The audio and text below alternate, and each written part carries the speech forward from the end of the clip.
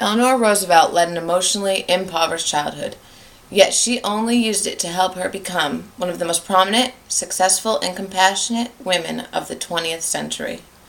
I originally researched Eleanor for a prior class, and I was in awe of how, according to the article, Eleanor Roosevelt, The Path to Equality, she came from an immensely abusive childhood to being referred by President Harry Truman himself as the First Lady of the world. She endured many struggles in her childhood and on her fight for equality. I will explain to you a brief summary of Eleanor's childhood to help you understand its relevance on how it led to her path of paving the way for women of the 20th century. I will begin with her childhood. Eleanor's parents were both dead by the time she was 10. Her mother was degrading, mentally abusive, and emotionally unavailable. She died when Eleanor was 8. Eleanor's father was an emotionally absent alcoholic and died by the time she was 10. She was then sent to live with her maternal grandmother and alcoholic uncles. Her grandmother was so concerned about the influence her uncle's behavior was having on Eleanor that she sent her to an all-girls private school in England. It was here that her path truly began. This is where Eleanor met Marie Sylvestre, the lady who ran the school. Marie embraced many radical causes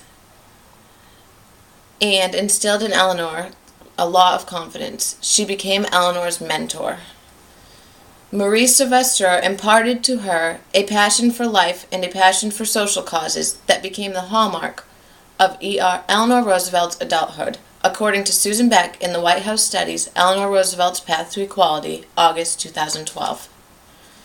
Next, I will tell you about a few particular causes and differences that she made by immersing herself into the world of politics that was priorly considered a man's world.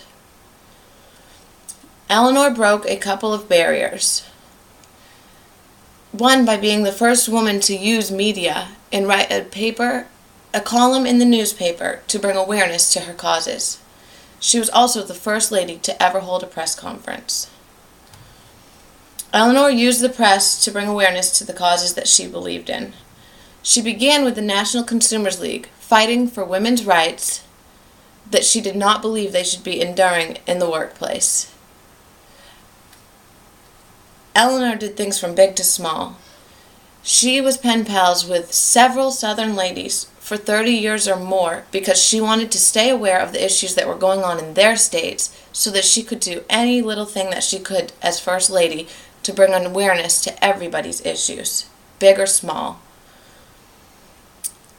Eleanor was often criticized because of her contradicting views. While she fought for equality, she still acknowledged that men and women are indeed different and should be treated differently in the workplace. She thought there were some things that men could do that women should not have to. As a result of all of the criticism she got for these contradicting views, she tried to stand for more equality for the human race as a whole and sway away from gender. Eleanor successfully chaired the drafting of the Declaration of Human Rights. When FDR came down with polio, she took on so many responsibilities in the White House, and she handled them all with grace. She toured the country and handled press conferences. When FDR passed away, she declared herself an independent political figure. Soon after, President Harry Truman appointed her to the United Nations, which led to the Declaration of Human Rights.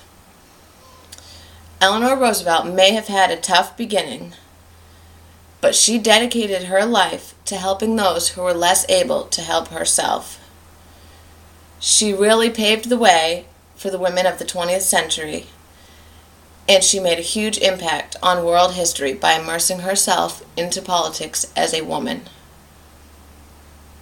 According to Judith Peterson, the Journal of American History, Eleanor Roosevelt in the Media, August 2012, it seems to have taken both the wounded ego and the career that assuaged it to make Eleanor Roosevelt the woman that she was